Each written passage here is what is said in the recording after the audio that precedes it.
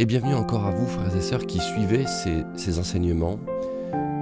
Je veux vraiment vous bénir dans le nom de Jésus et je veux prier encore dès le début de cet enregistrement pour que cette semaine soit une semaine de libération. Quand nous sommes passés des ténèbres à la lumière, de la mort à la vie, nous avons été libérés, pleinement libérés. On a vu ensemble la puissance de la vie qu'était Dieu. Dieu est le Dieu de la vie, rien ne l'arrête. Nous avons vu ensemble qu'il avait envoyé sa parole, envoyé la vie, et que Jésus est la vie. Je voudrais voir aujourd'hui, dans ce 4e enseignement avec vous, le fait que Jésus, la vie, est dû passer par la mort pour ressusciter, et nous avec lui. Il est passé par la mort pour ressusciter, et nous avec lui. Il y a peut-être quelques mots que je voudrais que vous puissiez retenir. L'un d'entre eux est le mot identification. Il y a une identification entre Jésus et nous. Il s'est identifié à nous. L'autre mot, c'est le mot transfert. On va revenir sur ces mots. Transfert, parce qu'il s'est identifié à nous, alors ce qui devait reposer sur nous a reposé sur lui. Commençons. Le psaume 139, verset 10. Je veux par là rappeler la puissance de la vie et de la lumière. Le psaume 139, verset 10. Il est dit ceci: là aussi ta main me conduira, et ta droite me saisira. Si je dis, au moins les ténèbres me couvriront, eh bien la nuit devient lumière autour de moi. Et même les ténèbres ne sont pas obscures pour toi. La nuit brille comme le jour et les ténèbres comme la lumière. Je veux rappeler par là, pour ouvrir cet enseignement numéro 4, la puissance de la lumière, la puissance de Dieu. Dans son œuvre, il y a une puissance qui ne connaît aucune limite. Que ta foi en soit nourrie de la puissance de la parole de Dieu. Sur le mot identifier, il s'est identifié à nous. Je veux lire avec vous Philippiens 2, versets 6 et suite. Philippiens 2, versets 6 et suite. Et on reprendra une partie de ce passage dans l'enseignement de demain. Philippiens 2, verset 6. Lequel, on parle de Jésus, existant en forme de Dieu, et nous avons d'ailleurs déjà cité ce passage, n'a point regardé comme une proie à arracher d'être égal avec Dieu, mais il s'est dépouillé lui-même en prenant une forme de serviteur, en devenant semblable aux hommes. Nous avons lu ce passage hier. Et ayant paru comme un simple homme, il s'est humilié lui-même, se rendant obéissant jusqu'à la mort, même jusqu'à la mort de la croix. On voit par là que Jésus s'est identifié à nous en prenant une forme de serviteur et devenant semblable. Le mot semblable implique réellement un parallèle identique, semblable aux hommes. Et il est écrit ayant paru comme un simple homme. Pas un homme extraordinaire, pas un surhomme, un simple homme, le plus simple des hommes. Qui que tu sois, mon frère, ma sœur, si tu te sens simple, c'est-à-dire peut-être dépourvu à tes yeux de capacités ou de qualités qu'à tes yeux tu jugerais nécessaires pour plaire à Dieu, Jésus est venu comme un simple homme. Je voudrais que nous retenions cette phrase. Il devait mourir pour nous, pour que nous puissions ressusciter avec lui. Je répète, il devait mourir pour nous, pour que nous puissions ressusciter avec lui. C'est aussi un pan de l'identification. Ou encore une autre phrase. Il est devenu ce que nous étions. Il est devenu ce que nous étions pour que nous puissions devenir ce qu'il est. Il est devenu ce que nous étions pour que nous puissions devenir ce qu'il est. Et par là, nous voyons déjà un peu la notion de transfert. Identification et transfert. Je voudrais, par le passage qui suit, vous donner une image claire de l'identification que Jésus a exercée à la croix à notre égard. Vous comprenez par là que nous devions, nous, être sur la croix. Mais c'est lui qui y a été. Eh bien, prenons le passage de 2 Rois 4, verset 33. 2 Rois 4, verset 33. C'est l'histoire d'Élisée pour qui une femme a construit une chambre haute dans le village de Choumen. Et à un moment donné, cette femme enfante, puis cet enfant meurt. Et Élisée en a averti par cette femme. Alors Élisée retourne dans le village, retourne dans la chambre haute, là où l'enfant mort sur le lit se trouve. Cet enfant mort représente l'humanité. Élisée représente Jésus. Il vient de la part de Dieu, ce Jésus. 2 Rois 4, 33. Élisée entra et ferma la porte sur eux deux, c'est-à-dire lui et l'enfant. Et il pria l'Éternel. Il monta, se coucha sur l'enfant. Et le texte précise, il mit sa bouche sur sa bouche, ses yeux sur ses yeux, ses mains sur ses mains, et il s'étendit sur lui. Je veux qu'on comprenne par là qu'Élisée prend vraiment la même position que l'enfant. Il ne se met pas à côté, il ne se met pas juste de la même position que l'enfant, mais un peu plus loin. Non, il vient vraiment se superposer à l'enfant. Et il est dit, et la chair de l'enfant se réchauffa. Élisée s'éloigna, alla çà et là par la maison, puis remonta, s'étendit encore sur l'enfant, prenant la même position que lui. À ce moment-là, Élisée est en train de s'identifier à l'enfant, de créer un transfert et d'absorber la nature morte de l'enfant. Il absorbe le statut de mort de l'enfant. Il s'identifie, il prend sa place. Et l'enfant éternua 7 fois et il ouvrit les yeux. Cette fois n'est pas un chiffre anodin, c'est le chiffre de la perfection, le chiffre qui représente Dieu. 7. 7, 7, 7. Alors que l'adversaire est plutôt considéré comme 6, 6, 6, selon l'Apocalypse, un chiffre d'homme. Pourquoi un chiffre d'homme? Parce que l'homme à la création était parfait, avec Dieu. Mais quand vous enlevez 1, c'est-à-dire l'unique, le seul, le premier, le 1, au chiffre 7, ça vous donne 6, un chiffre défectueux, un chiffre d'homme. Vous avez rabaissé la perfection à ce moment-là. L'homme, tout du moins, a rabaissé la perfection. Élisée s'éloigna alors çà et là par la maison, puis remonta sur l'enfant, il s'étendit sur lui, et l'enfant éternua 7 fois, et il ouvrit les yeux. Vous avez ici une image de ce que Jésus a fait à la croix. Il a totalement pris ta place. Il a pris ta place et il a absorbé. Il a absorbé le problème que tu avais. Il a absorbé les défauts, la situation déficiente, peut-être de par ton passé, de l'héritage. Il a absorbé ta condamnation. Il y a un transfert de Jésus à nous et de nous à Jésus. 2 Corinthiens 8, verset 9, et on lira de très beaux textes ensuite. 2 Corinthiens 8, verset 9. Car vous connaissez la grâce de notre Seigneur Jésus-Christ, qui pour vous s'est fait pauvre, de riche qu'il était, afin que par sa pauvreté, vous puissiez être enrichis, ou vous fussiez enrichis. Il y a un transfert. J'étais pauvre, et il s'est fait pauvre pour que je devienne riche. Romains 4, quand on dit pauvre et riche, je veux, avant d'aller plus loin, préciser, il ne s'agit pas ici de richesse matérielle.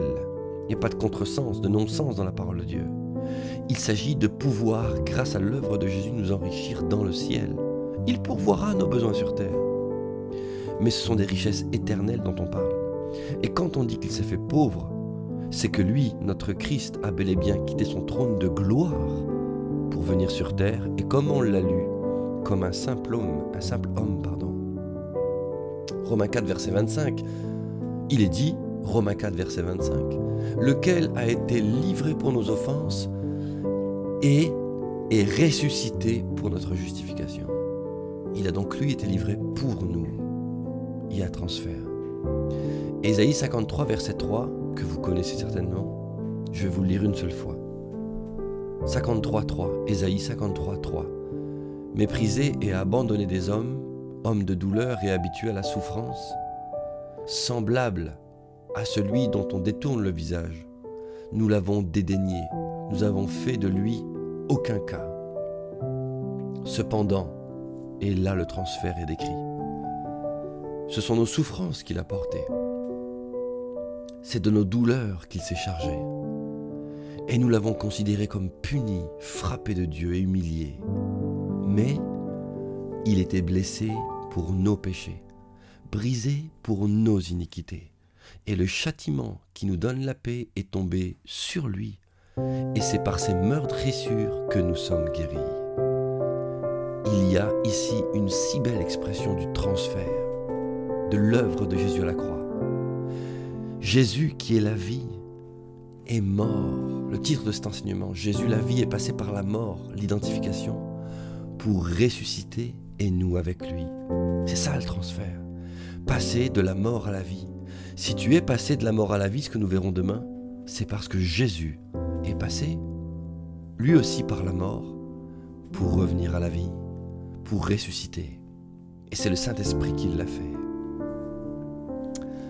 Continuons avec un texte très très beau de Ésaïe aussi. Ésaïe 53, mais verset 9 cette fois-ci. Écoutons ce texte. On a mis son sépulcre parmi les méchants, son tombeau avec le riche, quoiqu'il n'eût point commis de violence, et qu'il n'eût point de fraude dans sa bouche. Il a plu à l'Éternel, considéré par là que l'Éternel a dû choisir cette voie-là, de le briser par la souffrance. Après avoir livré sa vie en sacrifice pour le péché, eh bien il est écrit, il verra une postérité et prolongera ses jours, et l'œuvre de l'Éternel prospérera entre ses mains. À cause du travail de son âme, c'est-à-dire avant la croix et sur la croix, il rassasiera ses regards. Par sa connaissance, mon serviteur juste justifiera beaucoup d'hommes et il se chargera de leurs iniquités. Je relis cette phrase. Mon serviteur juste justifiera beaucoup d'hommes. Il s'agit de toi et moi, mon frère, ma sœur. Et il se chargera de leurs iniquités. Il y a transfert. Pardon, il y a eu transfert. C'est déjà fait. Je vais terminer cet enseignement et prier avec vous par ces deux derniers passages qu'on peut intituler « Nous sommes, parce que Jésus, lui, est passé par la mort et ressuscité, nous sommes libérés du péché. » Par ce transfert, lui, il est devenu péché. Pas pécheur, jamais, mais péché aux yeux de Dieu. Voilà pourquoi il est dit que dans la Bible, il y a un moment précis où Dieu a détourné son regard de Jésus. Pour quelle raison ? Pour toi, pour moi. Pour que Jésus, considéré péché, puisse prendre sur lui ce qui devait être posé sur nous. Avant de continuer, mon frère, ma sœur, j'ai envie en priant, de poser cette question. Mais pourquoi continues-tu à te culpabiliser ? Il est temps d'entrer dans une nouveauté de vie.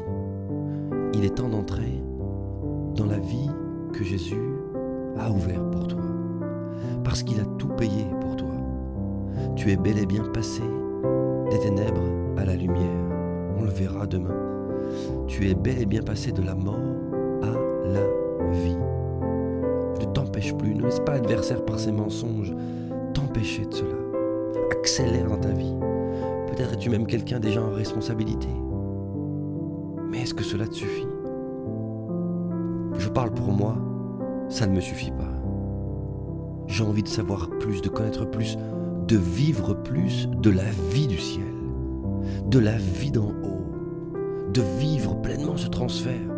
Pourquoi irais-je encore comme le peuple d'Israël le faisait, pourquoi irais-je encore regarder en Égypte?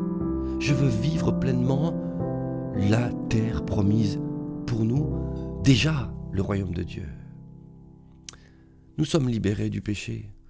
Romains 6, verset 4 nous dit ceci. Romains 6, verset 4. Nous avons donc été ensevelis avec lui par le baptême en sa mort. Tu vois l'œuvre du transfert ici? Afin que comme Christ est ressuscité des morts par la gloire du Père, de même nous aussi, nous marchions en nouveauté de vie. En effet, si nous sommes devenus une même plante avec lui, par la conformité à sa mort, encore un autre terme pour parler de transfert et d'identification, conformité à sa mort, nous le serons aussi par la conformité à sa résurrection. Sachant que notre vieil homme a été crucifié avec lui, afin que le corps du péché fût détruit, pour que nous ne soyons plus esclaves du péché. Mon frère, ma sœur, tu n'es plus esclave du péché. La vie de Dieu est en toi. Avant de lire un dernier passage, je veux prier avec toi. Seigneur, nous voulons vraiment nous retrouver devant toi. Et si tu es là, mon frère, ma sœur, considéré par un péché qui tient ferme, je veux prier pour un temps de délivrance sur ta vie. Je veux que cette semaine soit une semaine de délivrance. Vivez le miracle qui est le vôtre. Vivez-le. Inscrivez-le en commentaire, ce que vous avez vécu. Vivez le miracle qui est le vôtre. Et par votre témoignage, des gens seront touchés. Seigneur, je prie dans le nom de Jésus avec mes frères et mes sœurs. Et je déclare que sur leur vie, sur ta vie, ma sœur, mon frère, le péché n'a plus aucun droit. Pourquoi restes-tu sous la coupelle de cet esclavage? Fais fuir, élimine, fais sortir de ta tête ces faux raisonnements. Tu as été libéré de l'esclavage du péché. Repens-toi une fois pour toutes maintenant et sache-le, tu es victorieux. Jésus est victorieux en toi. C'est pas toi par tes efforts, par tes stratégies. C'est Jésus qui est victorieux en toi. C'est fait. Tu n'as plus à être addict à cette drogue, à cette dépendance. C'est fait. Il t'a libéré, guéri. Tu n'as plus à être soumis à une forme de maladie, de dépression, d'oppression spirituelle. C'est fait. Tu as été libéré de l'esclavage.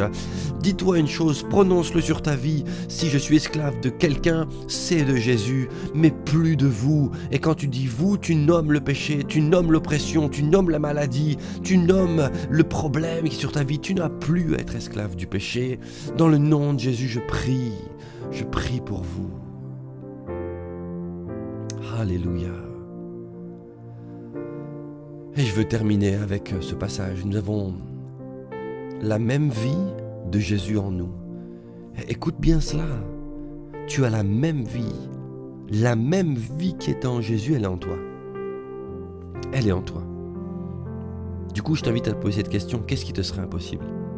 Qu'est-ce qui serait impossible à Jésus en toi? Rien. Je le lis en Romains 8, verset 10 et on terminera cet enseignement. Romains 8, verset 10. Et si le Christ est en vous, le corps, il est vrai, est mort à cause du péché. Ça veut dire par là que on mourra de vieillesse.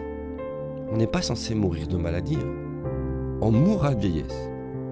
Mais, est-il écrit, l'esprit est vie à cause de la justice. La justice dont on parle ici, c'est Jésus. Il est votre justice, il est ma justice, il est ta justice. Ce Jésus-là trouve cela juste, a rendu cela juste, que sa vie soit en toi. Quand on y pense, c'est fou. Mais ça, c'est la justice de Dieu. Dieu dit, si, c'est juste que ma vie soit en toi. Oui, mais Seigneur, j'ai été pécheur et... Dieu dit, je t'ai gracié. Il y a eu transfert. Il y a eu transfert. Il s'est identifié à toi. Il est venu, mon fils est venu du ciel sur la terre. Il s'est identifié à l'humanité. Et comme l'humanité était morte, eh bien lui aussi est mort sur la croix. Oui, mais il n'avait jamais péché, c'est vrai. Mais il s'est fait pécher, comme l'humanité. Et il est ressuscité. Et aujourd'hui, toute l'humanité peut profiter de la vie qu'il y avait en Jésus. Est-ce que tu comprends ce principe? Saisis-le, saisis-le. Alors il est dit, je relis, Et si Christ est en vous, le corps, il est vrai, est mort à cause du péché, mais l'esprit est vie à cause de la justice. Et là, on vient de parler de la justice de Dieu. Et si l'esprit de celui qui a ressuscité Jésus d'entre les morts habite en vous, celui qui a ressuscité Christ d'entre les morts rendra aussi la vie à vos corps mortels par son esprit qui habite en vous. En vous. Prions quelques instants. Merci mon Seigneur et mon Dieu, merci pour qui tu es dans nos vies. Seigneur, je te prie et je te loue que maintenant ta présence qui est là puisse nous envahir, puisse envahir la pièce, l'endroit, peut-être une voiture, l'endroit quel qu'il soit dans lequel se sont mis à part mes frères et mes sœurs. Que ta paix envahisse le lieu, que ta présence nous environne, que ton Saint-Esprit descende à nouveau et que tout ce que nous avons échangé déjà dans ces 4 enseignements vienne visiter nos vies. Mais je te prie aujourd'hui pour que vienne s'ancrer dans notre âme, dans notre esprit aussi, mais dans notre âme, le fait que tu t'es identifié à nous. Il n'y a plus rien qui pèse sur moi, parce que tu as dit à la croix, tout est accompli, tout. Il n'y a plus rien qui pèse sur mes épaules. La maladie n'a plus aucun droit. Les problèmes n'ont plus aucun droit, si ce n'est le droit que mon incrédulité leur laisse. Je te prie, Seigneur, que mes frères, mes sœurs, que moi-même, nous entrions dans des domaines de victoire, des domaines de puissance, parce que tu es puissant, tu es victorieux, non pas par nous. Je te prie, Seigneur, que maintenant s'installe cette réalité, alors que tu es là autour de nous, que rien ne nous est impossible, que nous pouvons parler à nos molécules, que nous pouvons parler à notre corps, que nous pouvons parler aux circonstances, parce qu'il y a eu transfert, et que maintenant, nous aussi, nous sommes ressuscités avec toi, nous faisons partie de ton royaume, et nous parlons dans le nom de Jésus.